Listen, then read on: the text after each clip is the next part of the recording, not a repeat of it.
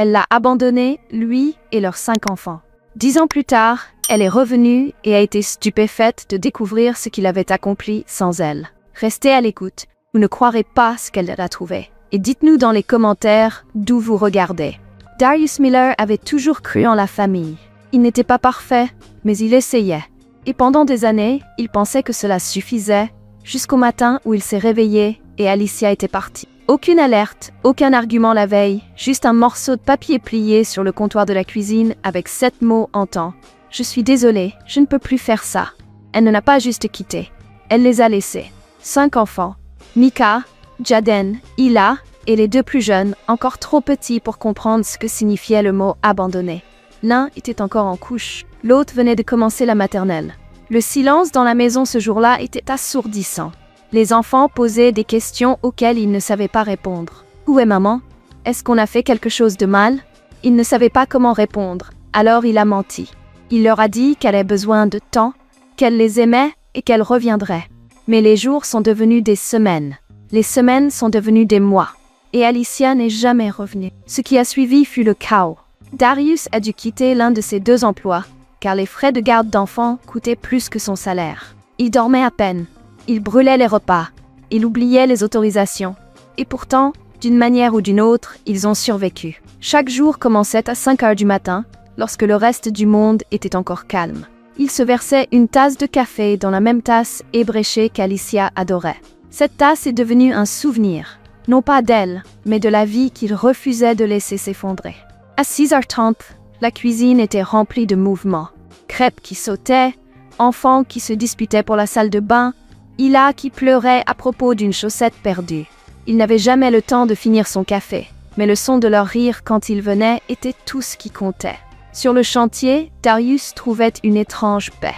Le cliquetis des outils et le rugissement des machines couvraient les préoccupations dans son esprit. Son superviseur, Harold, secouait souvent la tête. 5 enfants et tu tiens encore le coup, mec? Darius se contentait de sourire. Personne ne savait qu'il pleurait parfois dans son camion pendant ses pauses déjeuner. Micah, son aîné, est devenu son bras droit. Ils ont mûri bien trop vite, prenant le rôle qu'Alicia avait abandonné. Micah aidait à préparer le dîner, gérait les plus jeunes et ne se plaignait jamais. Mais Darius remarquait l'impact, les regards silencieux, les yeux fatigués. Il y a eu des nuits où Darius pensait qu'il ne tiendrait plus. Lorsqu'il ne savait pas comment payer les factures ou comment passer une autre réunion parents-professeurs seul, mais chaque fois, il a passé ses bras autour de lui et murmurait « Je t'aime, papa ». Cela lui donnait la force de lutter encore un jour. Et il a lutté fort. Il a raté des mariages, des anniversaires, des promotions. Tandis que les autres construisaient des carrières, lui construisait un foyer à partir de rien. Tandis que ses pairs gravissaient des échelons, lui tenaient des mains lors des dépôts scolaires et essuyaient des nez au coucher. Puis, 10 ans après la disparition d'Alicia, tout a de nouveau changé. C'était un jeudi comme les autres. Il est rentré chez lui, a enlevé ses bottes et a trié le tas habituel de courrier. Factures, publicités, prospectus scolaires. Puis il l'a vu, une lettre. Pas d'adresse d'expéditeur, mais l'écriture était incontestable. Alicia, son cœur s'est arrêté. Il retint son souffle. 10 ans, 10 anniversaires, 10 Noël, 10 premiers jours d'école. Tout sans elle. Et maintenant, la voilà qui tendait la main. Il n'a pas ouvert la lettre. Pas encore. Il la fixa alors que ses enfants remplissaient la cuisine derrière lui, riant, criant, se chamaillant pour savoir qui a vu la dernière part de pizza. La vie qu'il avait construite sans elle semblait soudainement mise au défi. La lettre resta scellée pendant des jours. Darius la garda dans la poche de sa veste, assez près pour la sentir, mais assez loin pour l'ignorer. Au travail, il la sentait pressée contre sa poitrine chaque fois qu'il se penchait pour soulever une poutre ou attraper un outil. Il pensait à l'ouvrir, puis chassait cette pensée. Il n'était pas prêt.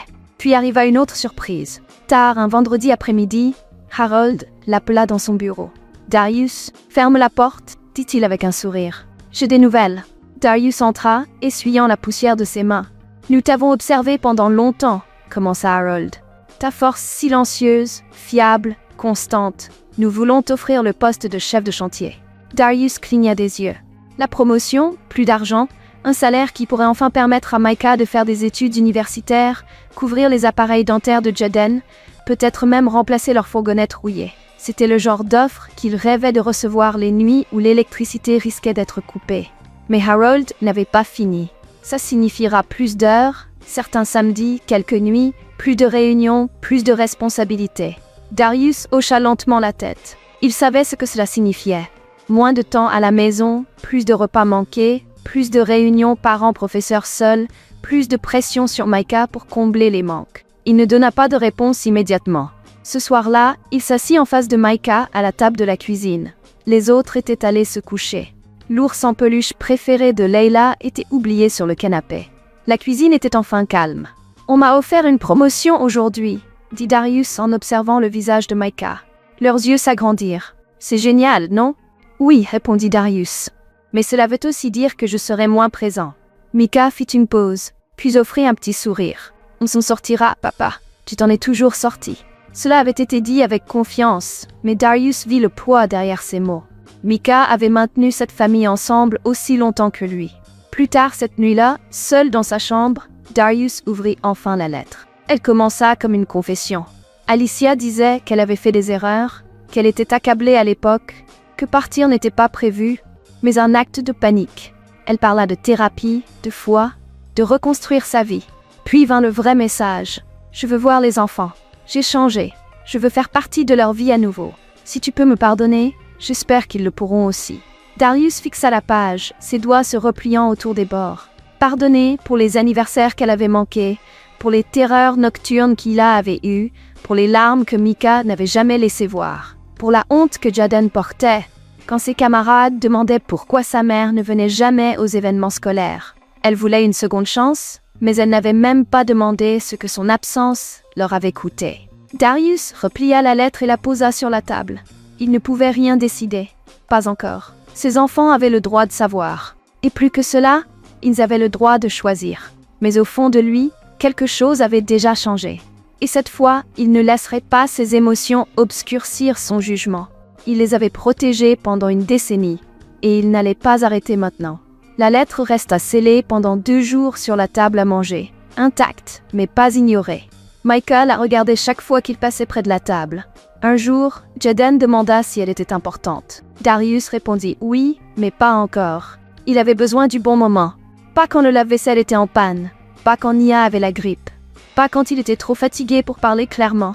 Finalement, le dimanche soir, il prit la décision. Le dîner était silencieux. Leila dessinait des formes dans ses pommes de terre en purée. Jaden parlait d'un projet scolaire. Les 2 plus jeunes riaient doucement à propos d'un verre de jus renversé. Darius ne disait pas grand-chose. Quand les assiettes furent débarrassées, il resta assis. « Les enfants », commença-t-il d'une voix calme, « il y a quelque chose que je dois vous partager. » Micah se tendit immédiatement. Il prit la lettre et la leva. « Elle est arrivée par la poste la semaine dernière. C'est de votre mère. » Silence. Pas un souffle, pas un clignement. Elle dit qu'elle veut vous voir. Elle dit qu'elle a changé. Elle dit qu'elle est désolée. Il n'a pas édulcoré les choses. Il lut la lettre à haute voix, mot pour mot. Sa voix ne tremblait pas. Mais ses mains, si. Quand il eut terminé, il leva les yeux. Le visage de Micah était devenu pâle, sa mâchoire serrée. « Pourquoi maintenant ?» demanda-t-il d'un ton plat. « Pourquoi pas il y a 10 ans, quand on avait besoin d'elle ?» Jaden fixa la table, les sourcils froncés. « Est-ce qu'elle revient vraiment ?» Les 2 plus jeunes ne dirent rien.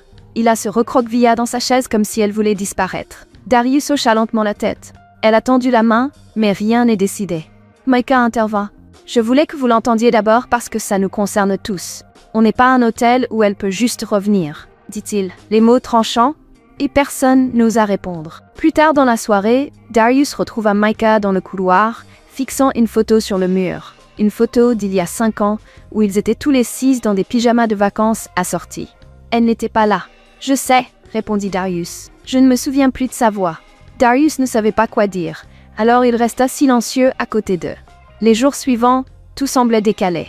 Il pleura à l'école sans pouvoir expliquer pourquoi. Jaden posait des questions auxquelles Darius ne savait pas comment répondre. Même les 2 plus jeunes, d'habitude si pleins de rire, étaient plus silencieux que d'habitude. Le poids de la lettre d'Alicia se propageait dans la maison comme un nuage d'orage, silencieux, menaçant, lourd. Puis, une nuit, alors que Darius bordait Ila, elle lui chuchota « Est-ce que maman nous aime encore ?» Son cœur se brisa. « Je pense qu'elle nous aime, » répondit-il. « Mais l'amour n'est pas toujours suffisant. » Ila cligna des yeux et leva les yeux vers lui. « Tu vas la laisser revenir ?»« Je ne sais pas, dit-il. Mais je te promets que je ne ferai rien sans vous. » Et il le pensait parce qu'après 10 ans à maintenir cette famille ensemble, Darius n'allait pas laisser le passé les déchirer. La maison se sentait de plus en plus lourde à chaque jour qui passait. Micah était devenu silencieux. Jaden était agité. Ila, qui n'avait pas eu de cauchemar depuis des années, se glissait maintenant dans le lit de Darius chaque nuit sans dire un mot. Même l'air entre eux semblait incertain. Sur le chantier, Darius essayait de garder sa concentration, mais il laissait tomber des outils, mal mesurait des dimensions et restait trop longtemps à regarder dans l'espace vide. Harold remarqua. « Ça va ?» lui demanda-t-il en l'éloignant. Après une pause, Darius partagea enfin. « Notre mère a tendu la main après 10 ans. Elle dit qu'elle veut revenir. » Harold leva un sourcil. « 10 ans, qu'est-ce qu'elle veut ?»« Ça, c'est ce que j'essaie de comprendre, » répondit Darius. Harold ne poussa pas davantage. Il lui donna un conseil simple. « Quoi que tu fasses, protège ta paix. » Cette nuit-là, Darius s'assit seul à la table de la cuisine, regardant à nouveau la lettre d'Alicia. Les mots n'avaient pas changé, mais le poids qu'ils laissaient derrière eux n'avait fait que grandir. Le lendemain matin, il appela un avocat. Après avoir tout expliqué, la disparition d'Alicia, la lettre, le poids émotionnel, l'avocat lui donna une réponse directe. « Vous avez la garde exclusive depuis une décennie. Elle n'a aucun droit à moins qu'un tribunal ne les lui rende. Mais si elle pousse, vous devrez être prêt. » C'était tout ce que Darius avait besoin d'entendre. De retour chez lui, Micah était déjà un pas en avant. « Je l'ai trouvée, » dit-il en glissant un téléphone sur la table. Darius se pencha. Là, elle est. Alicia, sur les réseaux sociaux, souriant sur des photos avec des inconnus, mais ces légendes racontaient une autre histoire. Aide financière. S'il vous plaît, pour une seconde chance. Un lien GoFundMe intitulé « Recommencer après des échecs ». Elle ne revient pas pour nous, dit Micah doucement. Elle revient parce qu'elle coule. Darius fixa l'écran, la mâchoire serrée. Ce n'était pas une question de rédemption, c'était une question de survie. Le lendemain, il embaucha un détective privé. « Je veux la vérité », lui dit-il. « Pas de spéculation, pas de zone d'ombre, juste des faits. » Le détective hocha la tête. « Vous l'aurez chez vous. » Le soir, Jaden s'approcha de lui. « Papa, si elle veut nous prendre, elle peut ?»« Non, » répondit Darius sans hésitation. Darius se baissa, le regardant dans les yeux. « Elle est partie. Moi, je ne suis pas partie. Et je ne laisserai personne détruire ce que nous avons construit. » Il le pensait. Plus tard dans la soirée, il les regarda tous les 5 dormir. Micah toujours assis avec un manuel. Jaden emmêlé dans les draps. Ila serrant son ours en peluche. Il avait tenu cette famille ensemble à travers tout. Et maintenant qu'Alicia voulait revenir, il ferait tout ce qu'il fallait pour les garder en sécurité. L'appel arriva un jeudi après-midi. Darius ne reconnut pas le numéro, mais quelque chose lui dit de répondre. Dès qu'il décrocha, une voix familière, douce et incertaine, prononça son nom. « Daras, c'est moi. » Il serra le téléphone. « Alicia. » Elle alla droit au but. « Je veux juste les voir, c'est tout. Une rencontre, s'il vous plaît. » Il n'y avait pas d'excuse cette fois, juste de la désespoir. Darius ne répondit pas immédiatement. Il laissa ses paroles s'éterniser dans le silence. Puis enfin, il parla. « S'ils ne veulent pas te voir, ça s'arrête là. Pas de pression, pas de surprise. » Elle hésita. « Ok. » Il avait choisi lui-même le lieu.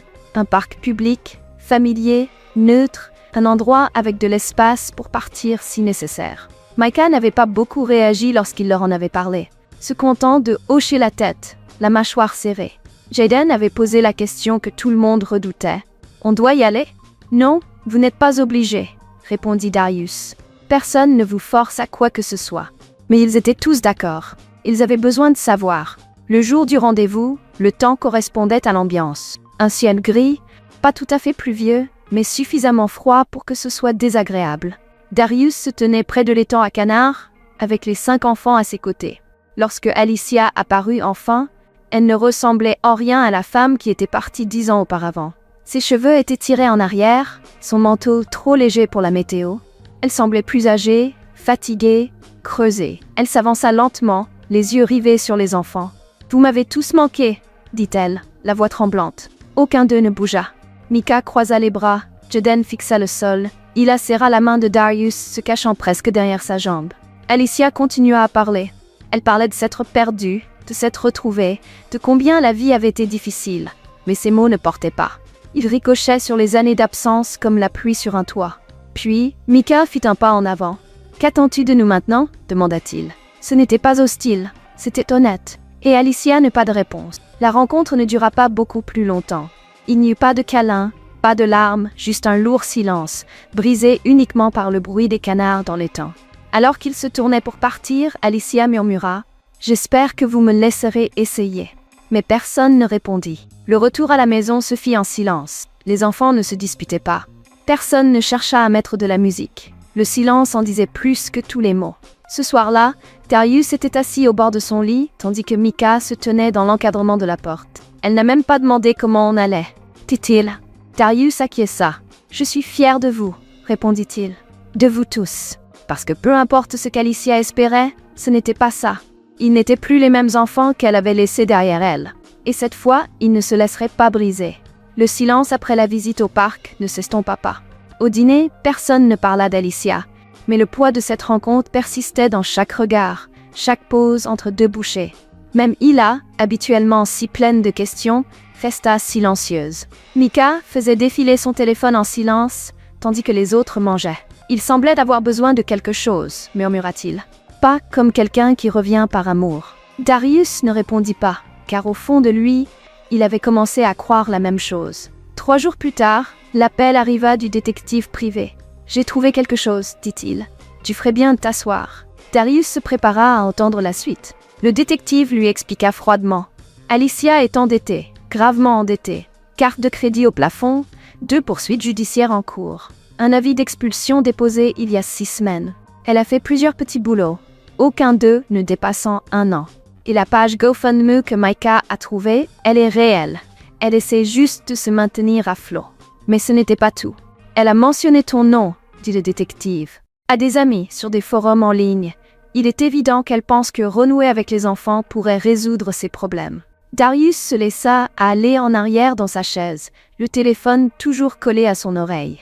Voilà, ce n'était pas une seconde chance pour la famille, mais une bouée de sauvetage. Il raccrocha, le nœud dans sa poitrine se dénouant pour laisser place à une froide clarté. Ce soir-là, il appela une réunion familiale. Les enfants se rassemblèrent autour de la table, l'atmosphère toujours délicate. Darius posa le rapport devant eux, les laissant découvrir la vérité par eux-mêmes. « Je voulais que vous sachiez ce qui se passe vraiment, dit-il. Pas de secret, pas de fausse apparence. » Micah lut en silence, Jaden feuilletait les pages, les yeux de plus en plus écarquillés.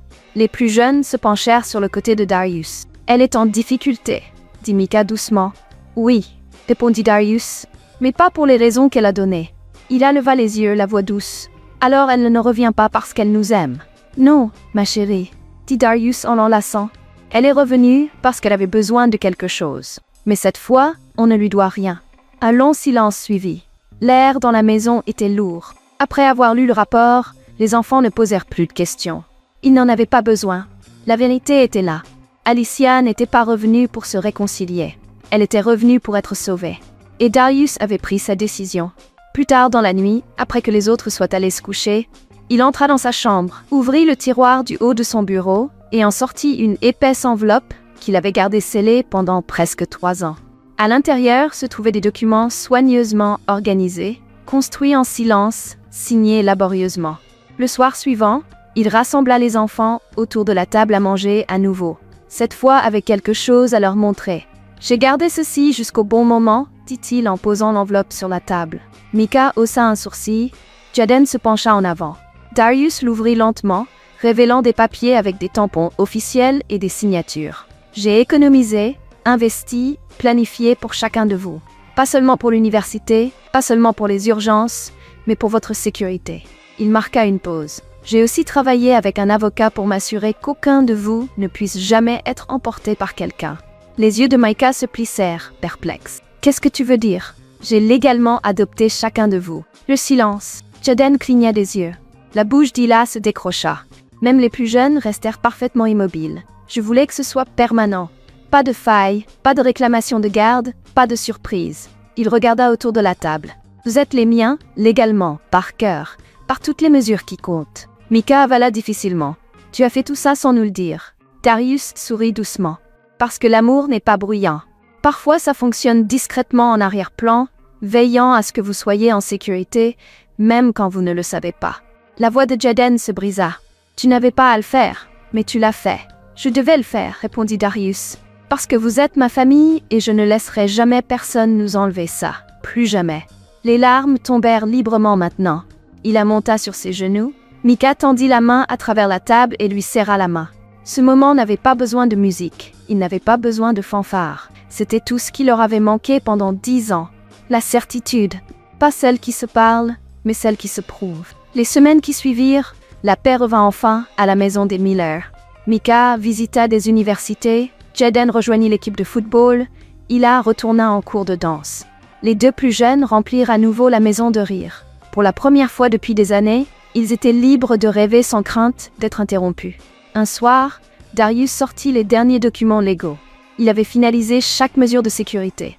Adoption terminée, finances sécurisées, avenir protégé.